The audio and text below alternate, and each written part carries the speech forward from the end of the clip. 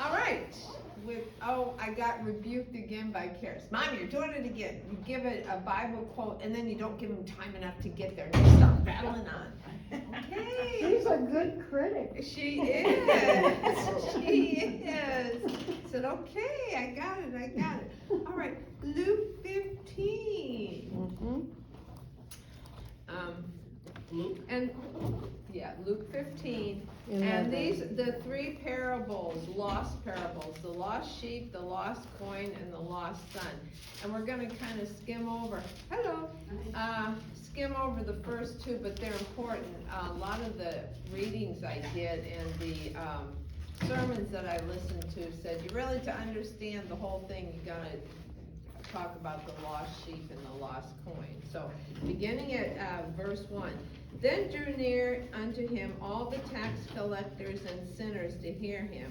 And the Pharisees and scribes murmured, saying, This man receiveth sinners and eateth with them. All right, this is really important about what was going on here. The sinners and publicans and tax collectors all flocked around Jesus because they loved him, they loved his stories, they loved the way he treated them like real people. Whereas the Pharisees and the scribes thought they were unclean and unholy. The tax collectors, what they would do, like Matthew, would pay a tax to Rome, and then they could tax the Hebrews. And they only had to pay so much, like, okay, so you got your tax license from Rome, you have to give us $1,000 a month. Going with the government that's against us, and then you're also now hurting us. So that was, they hated tax collectors, and yet Jesus treated them like regular people. And the sinners, who were the harlots and all that sort of people, and also because the tax collectors were rich. One of the commentaries said that they would have like these thugs around them all the time, either as their bodyguards or that were trying to steal from them because they had so much money.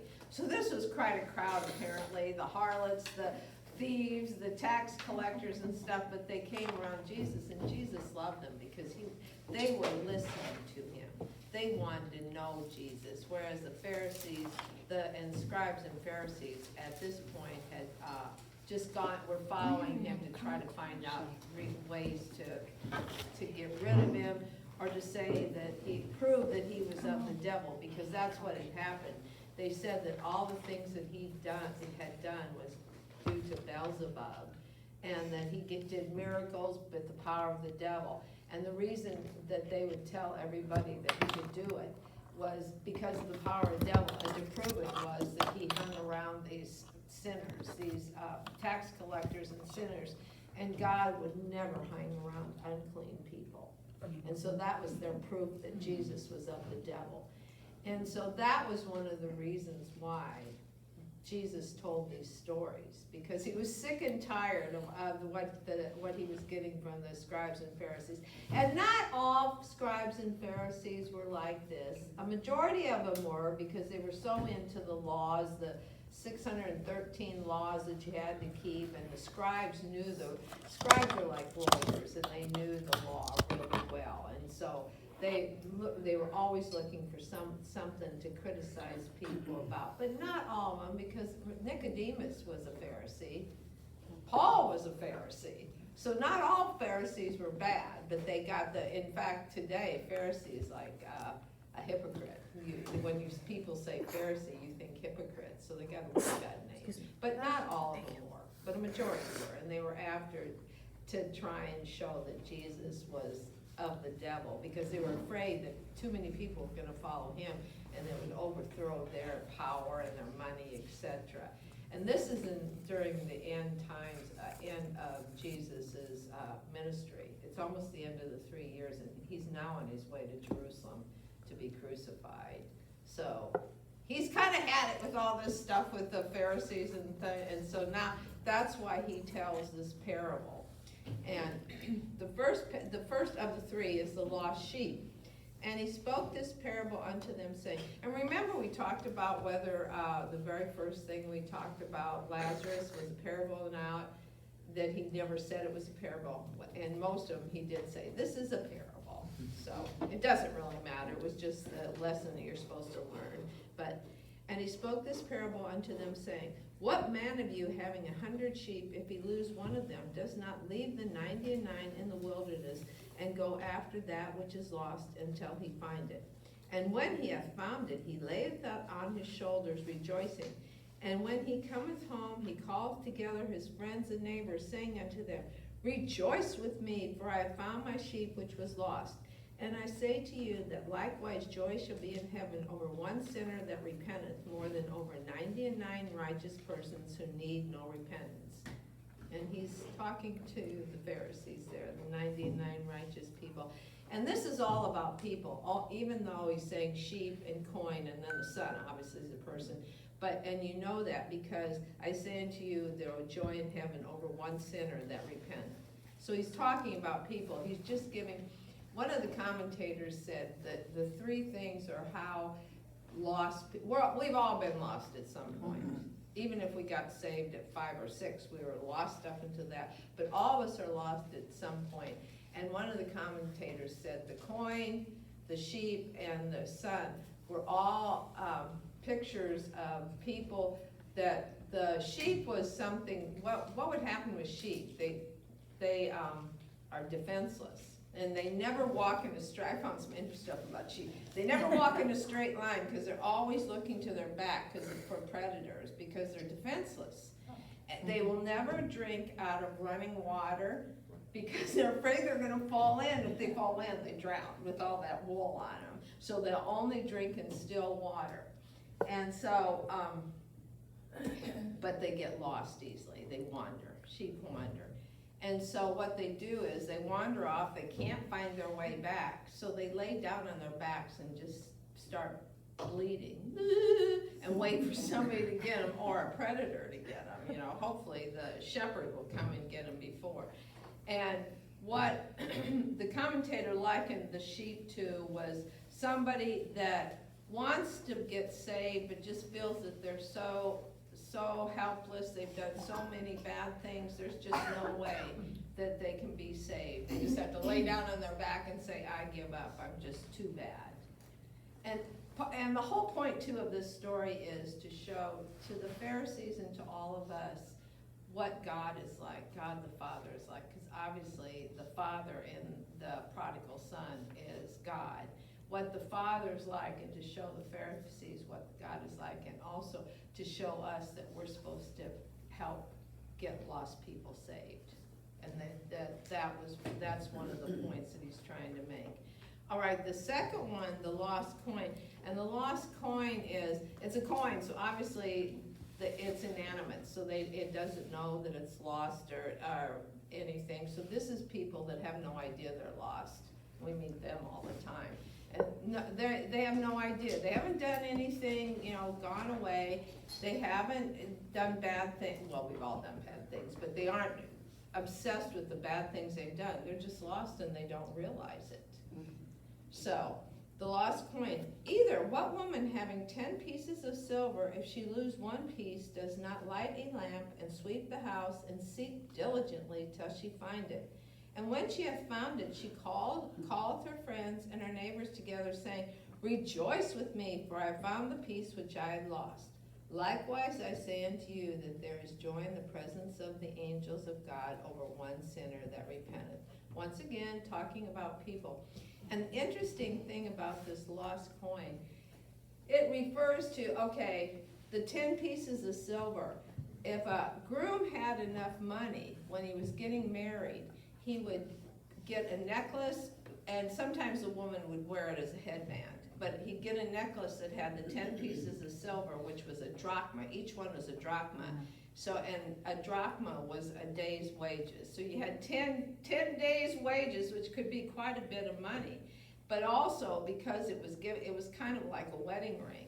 So that was why she was so frantic to try and find the piece of silver. Not only was it very valuable, but also was valuable because it was like her wedding ring. And I never knew that before. I thought, why she, okay, we want our money and stuff, but I didn't realize how much money it was and what it really stood for also. So that's the second one. Don't know they're lost, but we're supposed to go out and preach the gospel to get people saved.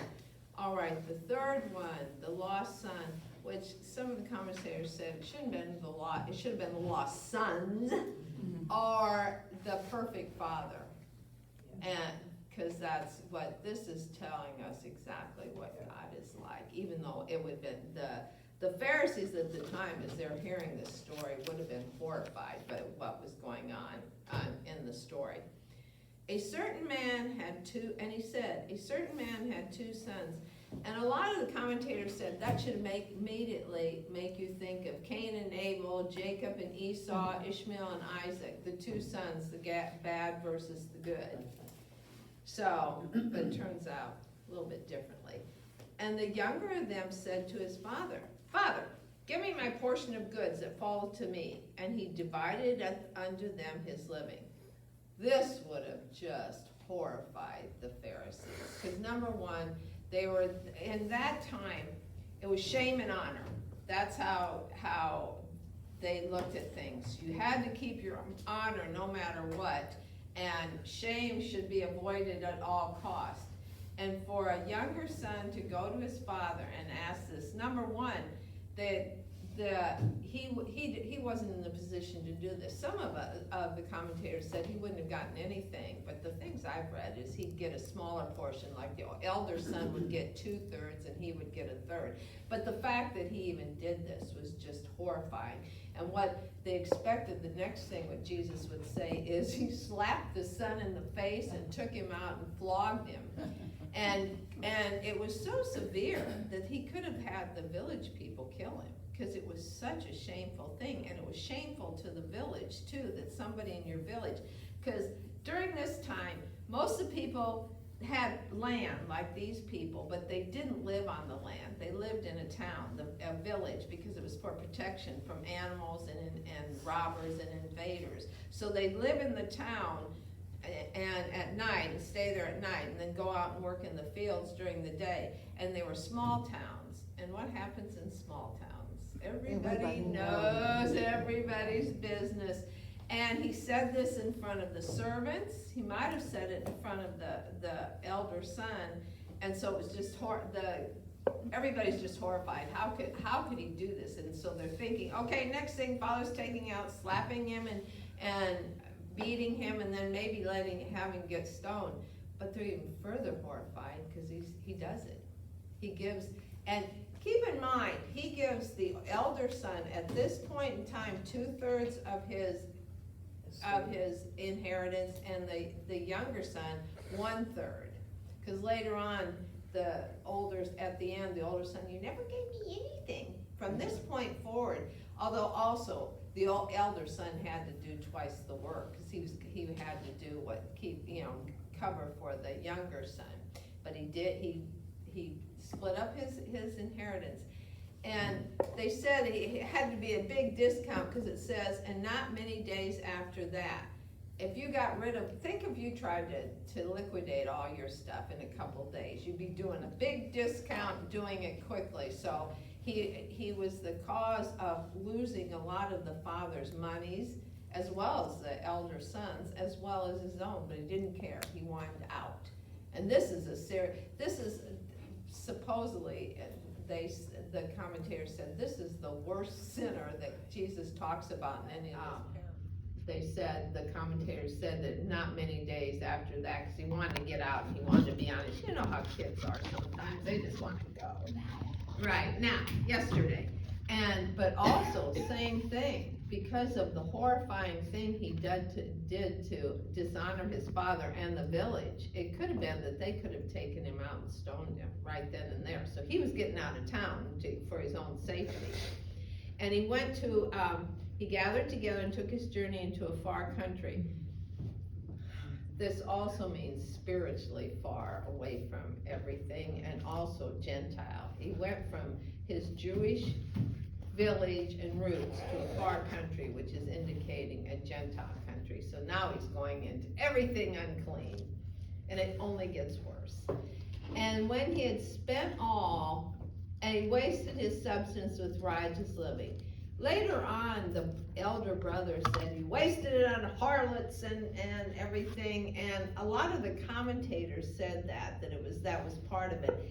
But some of them said, it never says, it says riotous living, and that doesn't necessarily mean harlots. In those days, to try to prove that you're a big man and get all the accolades, you would be very generous. You'd have a big feast, and some of the commentators says that could have been what he was doing. He was giving these massive feasts and giving gifts and everything, and didn't necessarily mean what we think about riotous living with the harlots and drinking and such, but it could have been either. It doesn't specify. But he didn't necessarily have to be as bad as the elder brother thought he was. And when he spent all, there arose a mighty famine in that land, and he began to be in want. All right, up to this point, he's causing his own issues. He left his father, he blew all his money, and now there's a famine. He couldn't control the famine, but there he is with the famine. And he went and joined himself to a citizen of that country. And how that was explained was, I don't know if any of you have ever been in really poor countries like China or India or Dominican Republic, and you're walking down the street and the kids start pulling on you because they want, money or something. That's what they say he was referring to, that he got hold of this rich guy and, was just kind of hanging on to him, like begging for him. And so, he joined himself to a citizen of that country, and he sent him into his fields to feed swine. And the commentators said it wasn't that he was gonna pay him, he just wanted to get rid of him, get him off him, and quit that hanging on him. So go out in the fields and feed the swine. So he didn't have much choice, he was starving. And he would fain have filled his belly with the husk that the swine did eat, and no man gave unto him. All right, what the husk that they're talking about is carob husk. And most of the commentators said humans can't digest it. That he tried, but if he tried, he'd get really sick. But then in another place they said that really poor people did eat the husk, but maybe they figured out how to cook them so they could digest them. But that it wouldn't be digestible, so he wasn't getting any food there. And also, he has hit the lowest of the low. He is now in Gentile country. He is now around pigs, which was in Leviticus absolutely forbidden. They were unclean. You touch them, you around them, it's unclean. He's trying to eat their food. So how much more unclean could you possibly get? But he's starving, and so it's like whatever. And no man gave unto him. So all his friends that were all around him when he was feasting and giving presents stuff, they're long gone. We see that all the time. And when he came to himself, he said, how many of my father's hired servants have bread enough and to spare, and I perish with hunger? Now, some people look upon this as, okay, he has the epiphany. I've sinned. I need to go back and repent and apologize to his father. But most of them said this was more out of, I'm hungry, I gotta find some way to eat. That really wasn't yet that he's decided to apologize. Because he said he came to himself, and most of them said he just came to himself that I gotta do something. I'm gonna starve to death if I don't do something. And said, okay, my father has hired servants, I can go home. And I'll arise and go to my father, and will say unto him, Father, I have sinned against heaven and before thee. And in those days when people say sinned against heaven, they meant sinned against God. But go back to, I'll give you time, Exodus 10:16.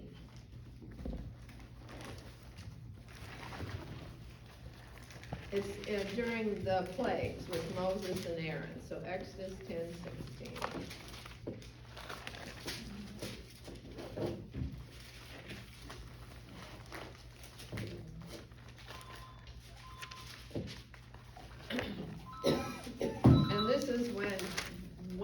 plagues kept coming. Then Pharaoh called for Moses and Aaron in haste, and he said, I have sinned against the Lord your God and against you. Now therefore forgive, I pray thee, my sin only this once, and entreat the Lord your God.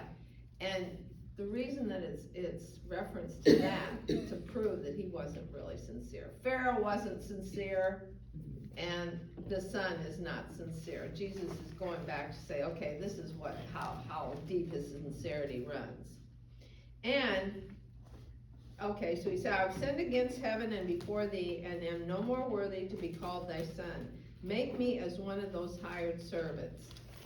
That's another indication where it says, make me.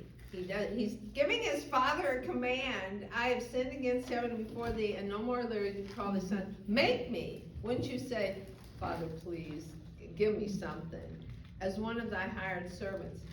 And in those times, there was three categories of servants. There was the bond servant, who were almost like family members. They got to dress and wear shoes and eat with the family a lot of times. Then there were the lower servants, and they were the shoeless ones, and that had to do the dirt work, and they even waited on the bond servants. And then there were the people that come into your house and fix your roof and do your floors and stuff. And that's what he's referring to. Help me become a laborer that can do things like that, and you pay for it, Dad, because I have no money. And then the goal presumably was that he could pay him back what he'd taken, because that was the only way that he could restore himself, was to give back the amount of money that he'd taken in the first place. And this was his plan now. He has a plan. He's not praying to God saying, please forgive me, God. Please have my father forgive me. He's making up, human plans. Once again, we always think we can do it before we finally turn to God. So, and he arose and came to his father. But when he was yet a great way off, his father saw him and had compassion, and ran and fell on his neck and kissed him. All right. This seems to indicate that the father was looking for him constantly. He wouldn't have just, glanced out the door, oh, there's my son. He was probably day after day hoping and praying that his son would come back, and finally he sees him. And one of the other things said, the elder son absolutely had no inclination of what his father was about, because if he had really known his father, he would have said, let me go after my brother and bring him back and try to restore him. But it was like, he's gone, he's a jerk, goodbye. But the father constantly was looking for him, just like God's constantly looking for us. We go astray. He just doesn't say, well, you're a loser, I had you once and now you're gone. No. He wants us to come back, and that's what the father did. And he ran. This was a big deal in a lot of the commentaries. Older Arab gentlemen would never run. They would never. It would be so indignant. All the Pharisees are just falling all over themselves. This story just keeps getting worse and worse and worse. He's with the pigs. Now he's coming home, and then his father sees him. He runs to him, and that just wasn't what older Arab men did. They walked dignified and never ran. And the other thing was, if they ran, they had robes on, and they'd have to pull up their robes and show their legs, and that was another, the men never did that. So they're thinking, the Pharisees are thinking, the dad's worse than the son. The things that he's doing that is so against anything that of the Jewish laws and traditions, etc.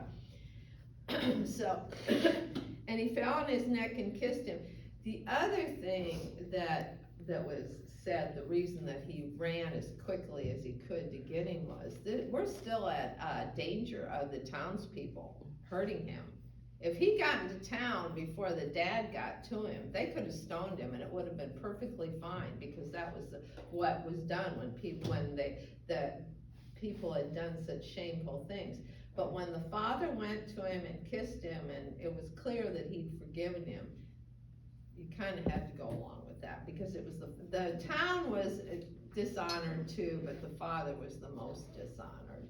So, and the son said unto him, Father, I have sinned against heaven and in thy sight, and am no more worthy to be called thy son. And this is the point where most commentators say that he probably really was repentant and meant what he said, because he was so stunned, like everybody else, of how the father had come to him and kissed him, and ran to him and kissed him and said, was hugging him, was so glad that he was there. But the father said to his servants, bring forth the best robe and put it on him. And this would be that there was a special robe the patriarch of the house would have that was only worn for very special occasions, etc. And he said, go get that. Can you imagine? The guy probably stunk and was dirty and filthy, and his best robe was going on his son because he didn't care. He didn't care. And that God, one of the points of this is that God just doesn't take care of us spiritually. He takes care of us physically. He needed clothes. Okay. And put it on him, and put a ring on his hand and shoes on his feet. The shoes, he needed shoes because he didn't have any, and it was also, these are all indications he's restored back into the family.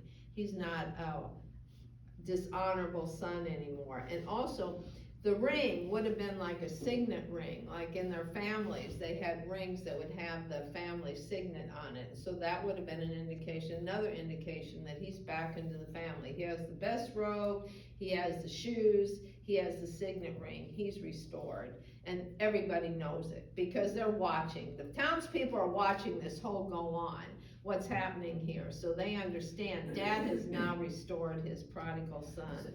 So is this happening out of the farm or in town? I think in town. Okay. That they've come in town.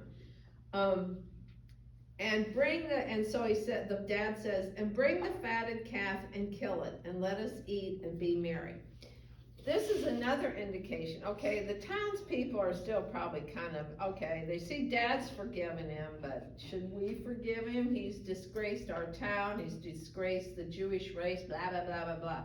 Well, Dad gets the fatted calf, and he didn't get a goat, and didn't get a sheep, he got a fatted calf, because that would feed between 200 and 300 people. So it would have fed the whole village. So we get to eat, okay, everything's good, it's good, Dad's forgiven, we'll forgive him, we got a big feast going here. So, but that was one of the reasoning that why he did it, the fatted calf, is to bring all the village people back into sync with forgiving his son.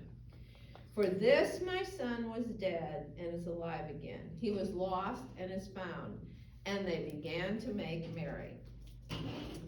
Okay, now his elder son was in the field, and he came and drew near to the house. He heard music and dancing. And he called one of the servants and asked what these things meant.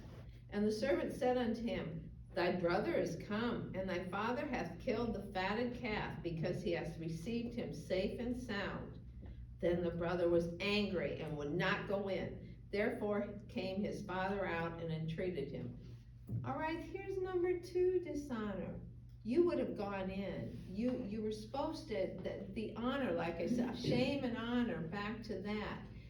The father entreated him to come in, and he wouldn't. He was being just as dishonorable as the brother at this point, and wouldn't come in. So the father had to go out and ask him several times, entreated him.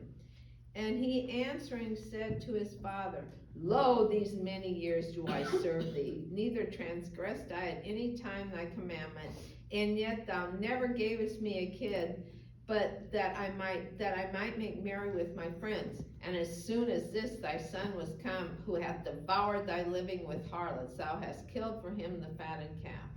All right, this isn't true. At the beginning, when the dad split up the inheritance, he got 2/3. He could have bought a whole lot of goats or fatted calves or whatever to have make merry with his friend.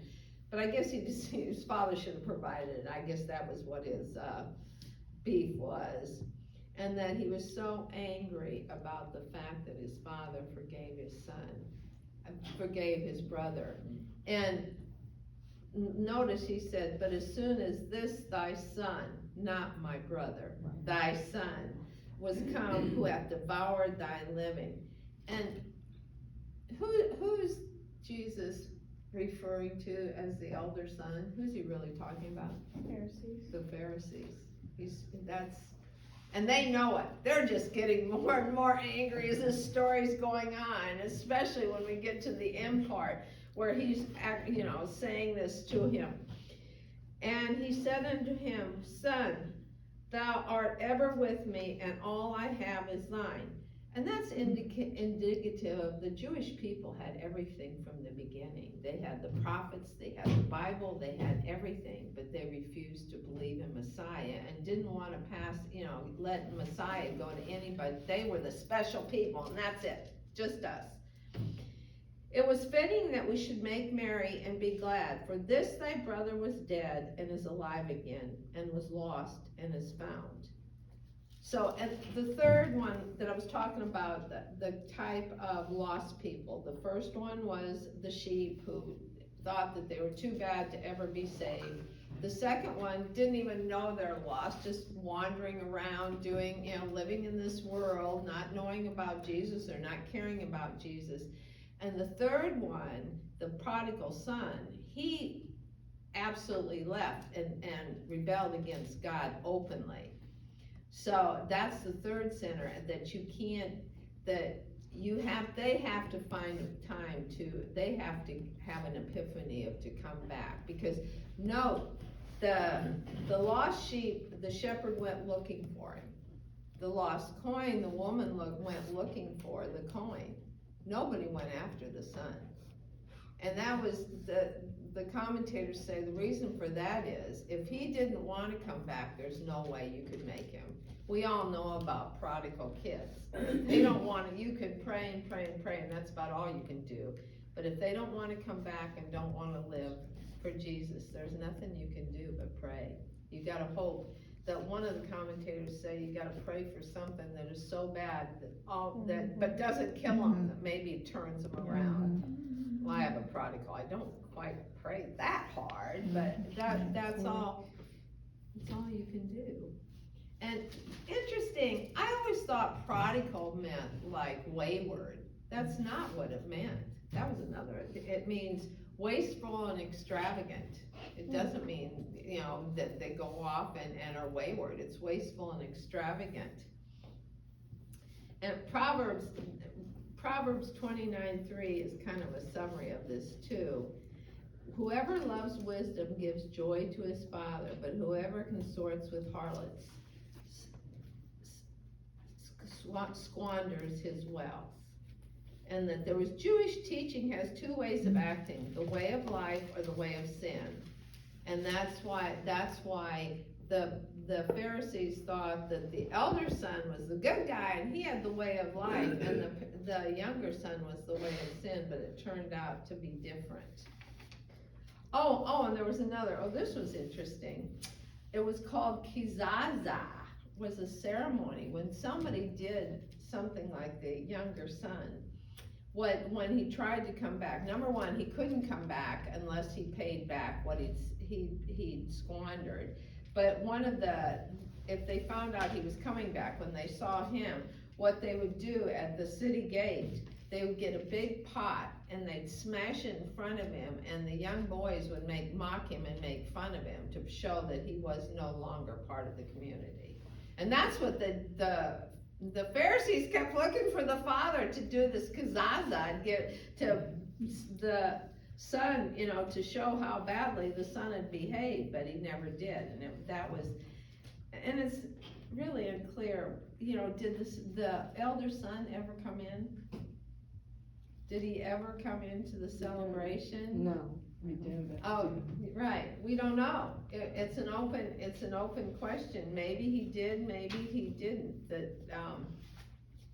me see, is there any fast kills? I don't think I said this. when he asked his father at the very beginning, go back to the beginning of the story, and he said, I want my inheritance, that was equivalent to saying, I want you to die. Because you didn't get in your inheritance until your father died. And for him to say that is saying, I don't care about you, I wish you're dead, I just want my money, just die. And that was, the Pharisees are just going, that was the real thing that really sent him over the top, that he's now telling his father that he should die. So did you say, the elder son also got his inheritance, or where did Yes, we find that? yes, he's Where did we find that? in, hold on, Verse 12. Well, right, and he divided unto them his living. Oh, okay. Between them. So, and the elder would have gotten 2/3 and the other third. Another question that came up is, what did the father get in the end? How did he have the money to Yeah, have the I fatted wondered about calf? that, yeah. The fatted calf and keep it going. And the other thing is that, if the father hadn't behaved the way he was, and the elder son had been more, forgiving, he would have been the one that would have had to take care of the brother. But if that wasn't happening, you knew that. But it was just to show the grace and mercy of God, and that if he could forgive and love and bring back into the fold this horrible younger son who wished his father dead, wasted all his money, and then tried to scheme to come back before he really repented, then he can forgive anybody and bring anybody back into the fold. So, it's a very uplifting when you look at what the whole thing means, for us especially.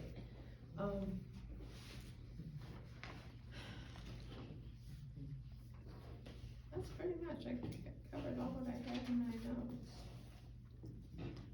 But doesn't that happen today with some of the youth today? Oh, it happens It every happens all the day, time. every day with kids, you know? And one of the commentators said a lot of people that are so, even Christian people, that are so upset about their children leaving will go along with them, like even let them come live with their boyfriend or girlfriend in the house, etc. Get them out of jail and everything to try and bring them back.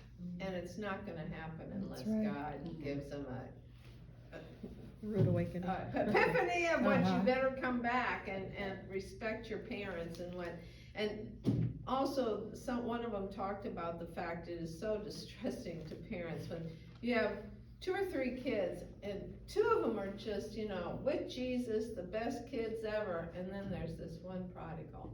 And all raised the same way. Nobody was treated any differently. And how did that happen? How did that happen? Sin and free will.